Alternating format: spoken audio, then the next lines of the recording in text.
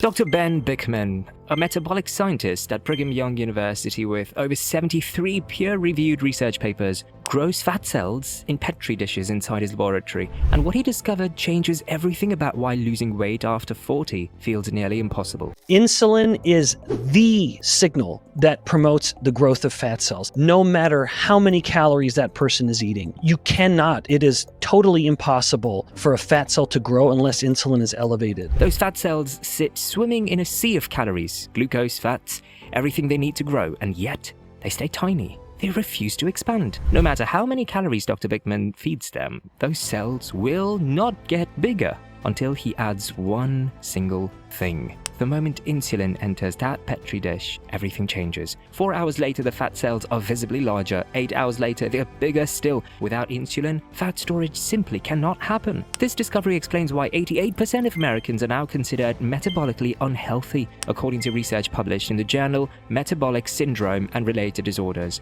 It also explains why traditional calorie counting failed so many people over 40. Before diving into Dr. Bikman's 7 science-backed strategies for unlocking fat burning after 40, make sure to subscribe to this channel for more evidence-based weight loss content.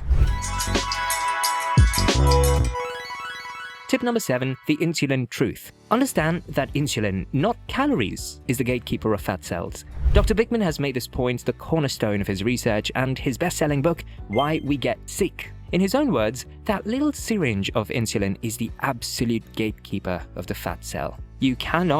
It is totally impossible for a fat cell to grow unless insulin is elevated. Here's why this matters so much for anyone over 40. Most weight loss advice focuses entirely on eating less and moving more, but according to Dr. Bikman's research, 2 people can eat the exact same number of calories and have completely different outcomes depending on their insulin levels. When insulin stays elevated, fat cells remain locked in storage mode. The body physically cannot access stored fat for energy. This is why so many people hit plateaus despite eating very little. Their fat cells are essentially padlocked shut. The science backs this up. Research published in the Journal of Clinical Investigation confirms that insulin directly suppresses fat breakdown through a process called anti-lipolysis. When insulin drops, that padlock opens and stored fat finally becomes available for burning. Dr. Bikman explains it simply. The food we eat is either the culprit or the cure. It's either making us sick or it's making us better. Tip number 6, the carbohydrate connection. Of all the foods humans eat, carbohydrates spike insulin the most dramatically. This isn't controversial. It's basic physiology taught in every medical school, but Dr. Bikman takes this principle further with practical advice that anyone can follow. His recommendation is memorable. Stop getting your carbs from bags and boxes with barcodes. Processed carbohydrates, refined sugars, breads, cereals, and packaged snacks create insulin spikes that can last for hours. Every spike signals fat cells to store rather than burn. Stack multiple spikes throughout the day, and the body spends almost no time in fat burning mode. Dr. Bikman doesn't advocate for zero carbohydrates. Instead, he suggests getting carbs from whole food sources like vegetables, berries, and citrus fruits that have lower glycemic impact. The key is reducing the frequency and intensity of insulin spikes, not eliminating an entire macronutrient. For anyone struggling with carbohydrate cravings, Dr. Bikman offers a surprisingly honest confession. Daddy is a meth addict when it comes to cereal, and if it's there, I will eat myself sick. And like a true addict, I will tell myself, I'll just have one bowl. Even scientists who study metabolism aren't immune to the pull of processed carbs. The solution isn't willpower, it's environment design. Keep those trigger foods out of the house entirely. Tip number 5, prioritize protein. Make protein the foundation of every meal. Dr. Bikman's protein recommendations are specific. Aim for 1 to 1.5 grams of protein per kilogram of ideal body weight daily. For someone whose goal weight is 150 pounds, that translates to roughly 68 to 102 grams of protein per day. Here's where things get interesting. Many people in low-carb communities worry that protein spikes insulin just like carbohydrates do. Dr. Bikman addresses this directly. Yes, protein does stimulate insulin release, but it also stimulates glucagon, a hormone that opposes insulin's fat storage effects. When someone eats protein without carbohydrates, These two hormones essentially cancel each other out. The insulin spike from protein in a low-carb context does not lock fat cells the way a carbohydrate spike does. Dr. Bikman points to what he calls a divine 1-to-1 ratio found in nature's most nutritious foods. Eggs and beef contain roughly 1 gram of protein for every gram of fat. This natural balance appears across multiple animal foods that humans evolved eating. The thermic effect of protein also matters enormously. The body burns 20 to 30% of protein calories just digesting and processing them, compared to only 5 to 10% for carbohydrates. Eating more protein literally increases metabolic rate. Best sources, according to Dr. Bikman, include beef, eggs, salmon, and collagen-rich foods. He favors animal proteins over plant proteins due to superior bioavailability and complete amino acid profiles. Tip number 4. Don't fear dietary fat. This tip contradicts decades of nutritional advice, but Dr. Bikman stands firm on the science. Dietary fat has minimal impact on insulin compared to carbohydrates. Eating fat does not make people fat in the same hormonal way that eating carbohydrates can. His 3-word mantra summarizes the approach: control carbs, prioritize protein, don't fear fat. When someone reduces carbohydrates significantly, dietary fat becomes the primary energy source. The body shifts from burning glucose to burning fatty acids and ketones. This metabolic state, which Dr. Bikman has studied extensively, comes with some remarkable advantages. According to his research, people in a fat-burning state can experience a metabolic advantage of 200 to 500 extra calories burned per day. Add ketone excretion through breath and urine, and the total advantage can reach several hundred additional calories daily. Dr. Bikman's preferred fat sources include coconut oil, butter, olive oil, and avocado. He specifically warns against combining high fat with high carbohydrates, calling this the worst possible metabolic combination. Fat with low carbs promotes fat burning. Fat with high carbs promotes maximum fat storage. Tip number 3. The after 40 muscle problem.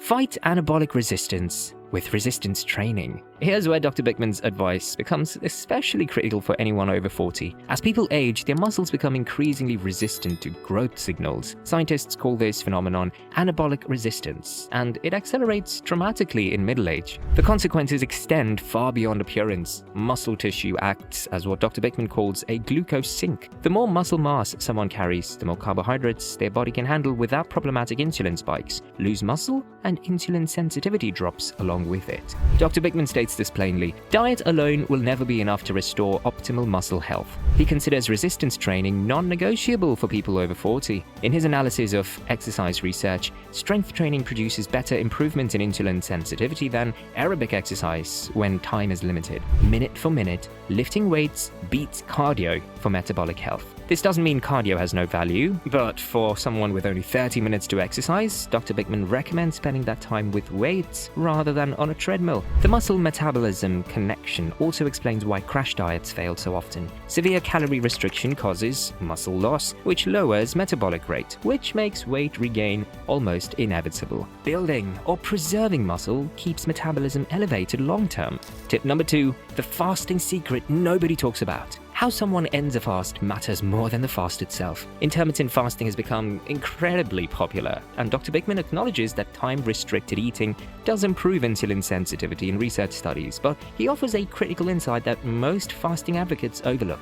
Breaking a fast with carbohydrates creates a massive insulin spike that slams the door on all that metabolic benefit built during the fasting period. All those hours without food and one bowl of oatmeal or piece of toast can undo much of the progress. Dr. Bikman recommends breaking fasts with protein and fat rather than carbohydrates. A meal of eggs and avocado keeps insulin relatively stable. A meal of fruit and toast sends it soaring.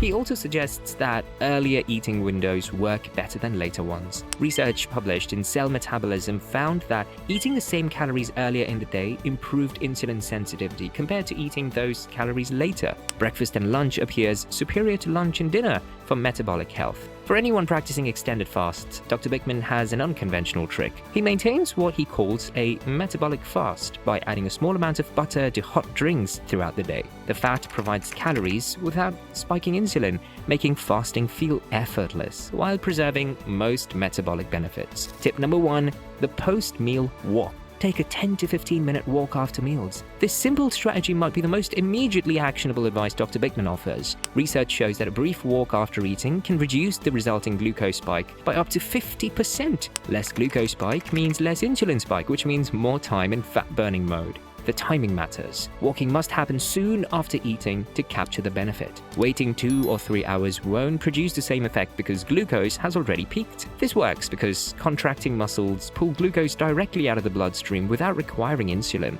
The body essentially bypasses its normal glucose management system. More glucose goes to muscles, less needed to be stored in fat cells. For anyone who eats a carbohydrate-heavy meal, whether by choice or circumstance, a post-meal walk offers damage control. The spike still happens, but it's blunted significantly. Dr. Bikman points out that this strategy costs nothing, requires no special equipment, and takes minimal time, yet most people finish eating and immediately sit on the couch. That sedentary pattern maximizes insulin response and fat storage from every meal. Bonus, supplements that actually work.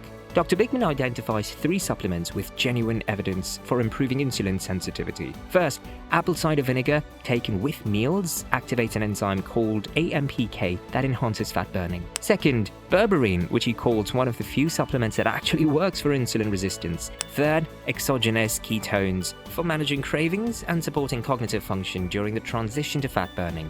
He also recommends vitamin D3, omega-3 fatty acids at 2 to 4 grams of EPA and DHA daily, and creatine for anyone over 40 concerned about muscle preservation. Dr. Bikman has spent his career proving that insulin, not calories, determines whether fat cells grow or shrink. His laboratory experiments with fat cells in Petri dishes provide visual proof that challenges mainstream weight loss advice. For anyone over 40 struggling to lose weight despite eating less and exercising more, the Insulin Connection offers a new framework. Control carbohydrates, prioritize protein, add resistance training, time meals earlier in the day, walk after eating. These strategies target the actual hormonal mechanism driving fat storage. As Dr. Bikman says, insulin resistance can be reversed. Someone who spent years developing metabolic problems can achieve what he calls metabolic paradise in far less time than it took to create those problems. The question is, which of these 7 strategies will you try first? Drop a comment below with your answer.